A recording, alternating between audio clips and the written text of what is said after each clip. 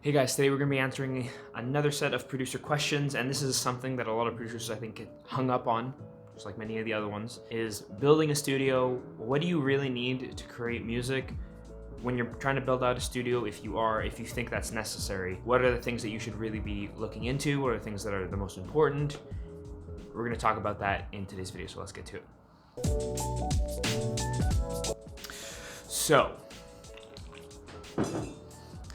you're thinking, okay, I have some money, or maybe I want to save up to get a studio or create a studio in my apartment, my house, whatever. And I'm hearing all these conflicting things from different people. It's like, okay, I need this speaker, I need this, I need this, I need this, and I need this. And if we're being frankly honest, most of the things you don't need if you want to make a studio. Because essentially your studio is just, if you have a laptop or if you have a computer that you can make music with and you have some headphones, and sometimes you don't even need headphones because a lot of modern computers come with their own speakers and stuff. They're not the best, but they'd be realistic listening conditions, which is, I think, are arguably more important than having really, really high-end speakers that, yeah, you're gonna be able to hear a lot of detail and stuff out of it. I mean, most of your audience isn't gonna be listening to your music on like S8 Presonus's or really expensive Focal or, I don't know, Dyn Audio. They're gonna be listening on phone speakers, small portable speakers and stuff like that. So sometimes the audio that comes out of the speakers are a little bit more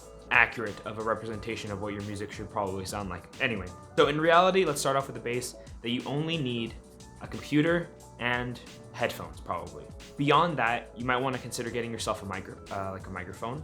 And there's so many different microphones. For the longest time, I used this one, which I actually, okay, this is a funny story. So for a long time, I didn't really have a microphone, and then I wanted to get more into singing and stuff. And I also needed a new DI because my old one broke.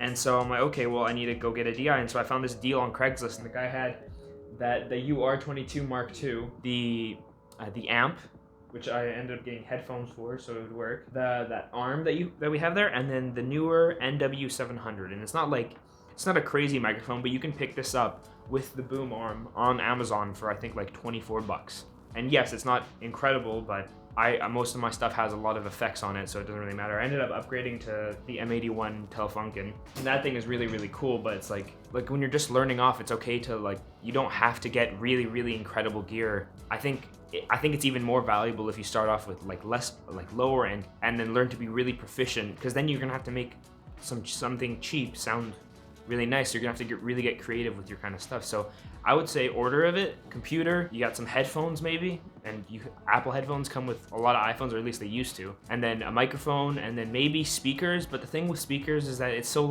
I honestly don't think, I have the Presonus E44s, I think, and I only use them to reference every now and then because, well, I live in an apartment, and if I'm being honest, my headphones over there, the open backs, I forget what they're called, Monolith M1060s, do a great job, and it's very, very quiet, and it works for apartment settings. So a lot of things that people say that you need in a studio, big speakers, soundproofing, moreover, most of the soundproofing that you buy nowadays, it doesn't really make any sense, and it doesn't really do much of anything, if I'm being super honest. You can build your own, which I would recommend if you're gonna build some soundproofing for your room. Build your own, and I think you can. I built mine.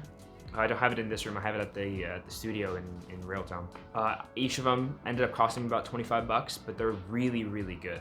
They're not very pretty, but I think eventually I'm just gonna redesign them and make them pretty. But yeah, just some simple fabric. And anyway, there's so many videos on that kind of stuff. So if we're being honest, I think the studio is one of the things that you should probably worry about the least. It's not very, very important. If you have a good computer that you can consistently work on and that it's not gonna let you down, and you have some headphones, Apple headphones, you're gonna be fine. I don't think there's any reason to worry. So yeah, guys, I hope this kind of helped. I hope this might help you put kind of the whole, I need all this crazy equipment to get started, or maybe you're making an excuse to yourself that you need X equipment to become better, and it's simply not true. You can see nowadays there's a lot of artists who create music with very simple gear.